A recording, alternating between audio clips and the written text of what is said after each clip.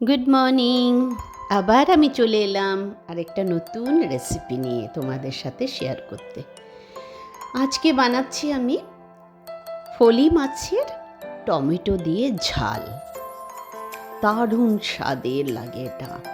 বাজার থেকে একদম টাটকা ফলি মাছ নিয়ে এলাম, তারপরে সেটাকে কেটে ভালো করে ধুয়ে আমি নুন হলুদ মাখিয়ে রেখে দিয়েছিলাম।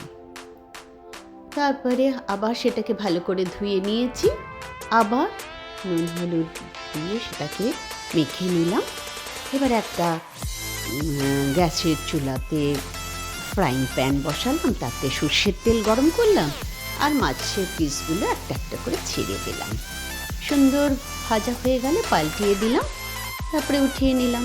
একটা বাটিতে এবারে মশলা মিক্স করে নিলাম। এর মধ্যে আদা বাটা, লঙ্কা, হলুদ, জিরে ধনে পাউডার সব মিক্স করে জল দিয়ে একটা পেস্ট বানিয়ে নিলাম।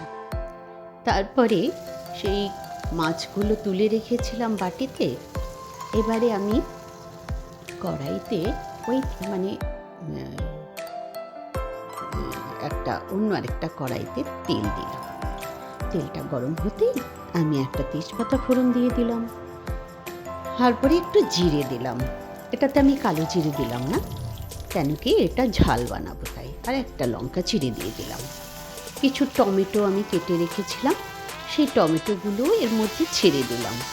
দিয়ে বেশ সুন্দর করে একটু নাড়াচাড়া করে উপর থেকে 1 চামচ নুন দিয়ে দিলাম।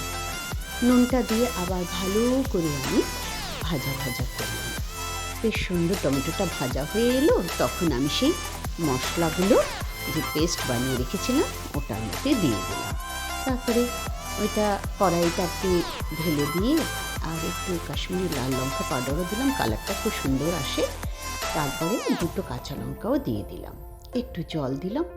তারপরে ভালো করে ওটাকে কষানোর পরে আমি মাছগুলোকে ছেড়ে দিলাম। দেখো রঙটা দারুণ এসছে, আর খুব তাড়াতাড়ি এটা হয়ে যায়। উপর দিয়ে ধনে পাতা ছড়িয়ে দিলাম, বাস হয়ে গেল আমার ফলি মাছের টমেটো দিয়ে ঝাল। দারুণ খেতে লাগে। গরম ভাতে তোমরা খেয়ে দেখো, অসাধারণ স্বাদ। যা সুন্দর ফ্লেভার আসছে না, কি বলি তোমাদেরকে।